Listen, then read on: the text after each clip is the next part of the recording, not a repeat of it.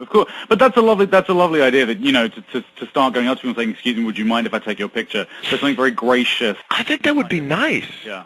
I think that would be nice. The idea of somebody hiding behind a camera, and this is again not a paparazzi style conversation. This is just somebody who doesn't know better.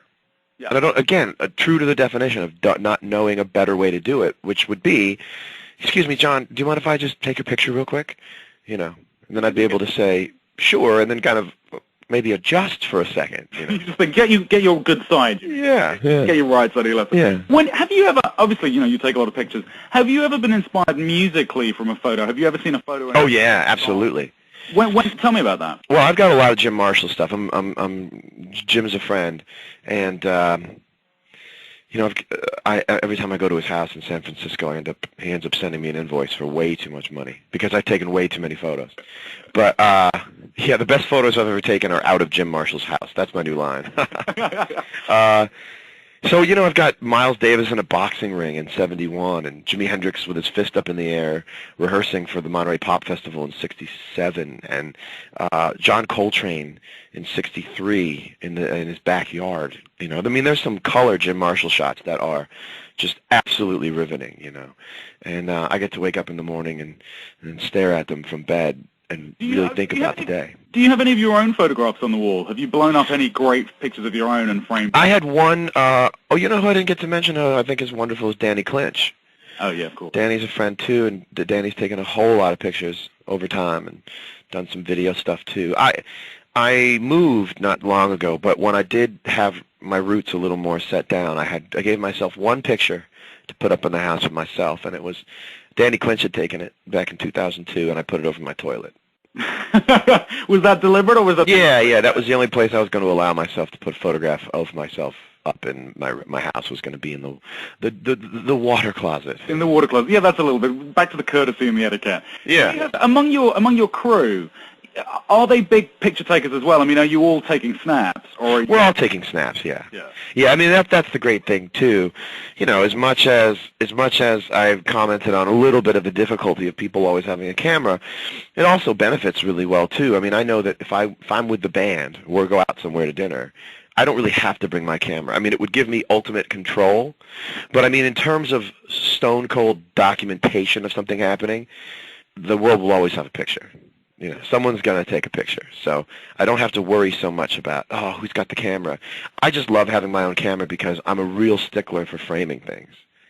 I think that's the real, it's not just point and shoot. It's point, like line up and shoot, Is there a guy or a woman on the tour who's delegated with later on making sure everyone sees the pictures and doing a Flickr side, or has anyone taken that on there? There's actually really, really great photographer on the tour named Katie Friesma, and she takes pictures every night. She takes the photographs on the johnmayer.com site, and she's just great at it, really, really great at it, and has kind of established this relationship with me, and I'm sure everyone else in the band, where she can step on stage and take pictures and she's invisible. And I mean that in the best way, She's that transparent. It's very difficult to be transparent these days when you have a camera.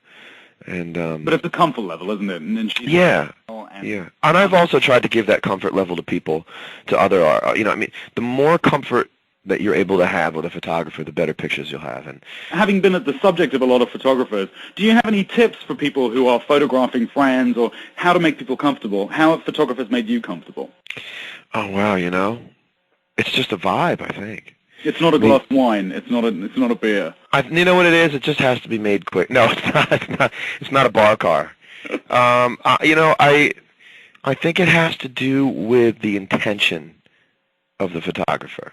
I've always loved taking pictures with people who, there's two ways you can take someone's picture, and it's all the nuance and all the language of how you work, that you can either tell the subject of your portrait, I expect this to be easy, or I expect this to be hard. Mm-hmm. And when you sit someone down and you go, I want you to, pretty much in context, pretty much I expect this to just be a couple minutes, and it will be, then you get much better stuff than someone who comes in and kind of approaches it like, well, we're going to keep going until we get it. that can drain the energy. Slog, and it becomes an effort. There should be some pleasure about it for both of you. Yeah, and the great ones will. I just think there's an unbelievable talent to both be, if you're a photographer, I mean, to both be so married to the innate language of taking pictures while you're also being a layperson to the subject. So that, I mean, I took one set of photos one time with a guy who felt it necessary to explain everything he was doing on the camera. Okay, you're a little washed out there. I'm just going to set the exposure just a little bit lower. Just going to bracket it. Okay, let's try it again. Yeah, you're still getting some light bounce. I'm just going to set my ISO. And I was just like, this language is not mine. This is yours. And the great photographers have kind of put that language to sleep. And they can they'll just say, hey, just another one, just quickly. They don't need to explain or just... Yeah, but they're doing two things at the same time. They're thinking like that, but they're letting you feel like they're just making soup. You know? Very creative, beautiful soup. Yeah. What are you shooting? I mean, what are you shooting at the moment? Have you taken any great photographs over the last couple of days that you were really proud of?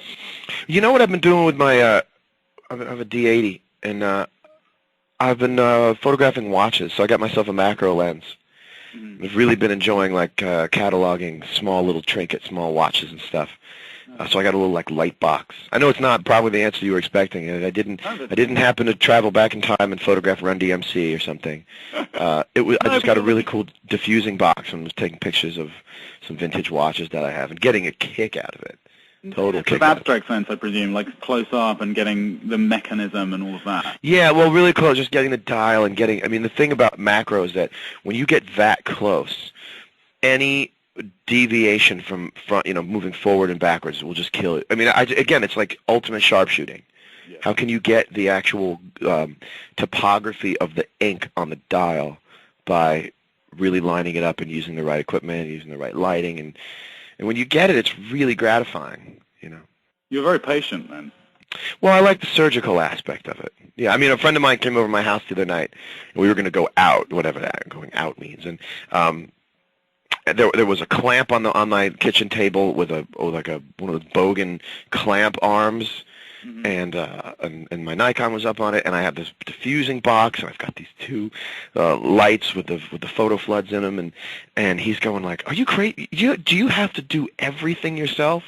And I went, "Yeah, I do. How about it?" Yeah, you're like, "Yeah, I kind of enjoy this." That's the fun part, I know part of the fun. What you're doing with Nikon Live. Just talk to me a bit about doing that blog. Like, what do you enjoy about that? Is that another way to communicate with your fans? Yeah, I enjoy the fact that it's. I've got a couple other blogs where I occasionally take photographs, but they're not really about the photograph. And when it's up on the Nikon site, there's this kind of understanding that you're looking not only of what I'm looking at, but also the quality. I mean, it speaks to the quality of the image if you're putting it up on the site where, you're trying to send a message out about what the brand is.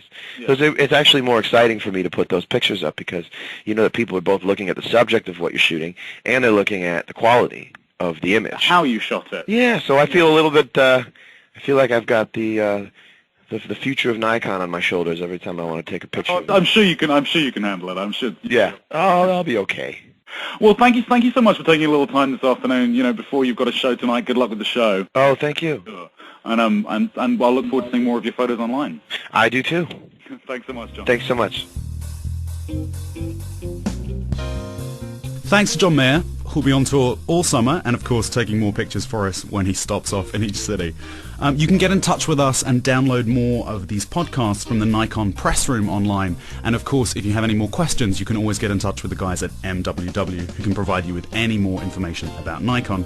And thanks again to John Mayer, who, right before his show, was kind enough to spare us a little bit of time.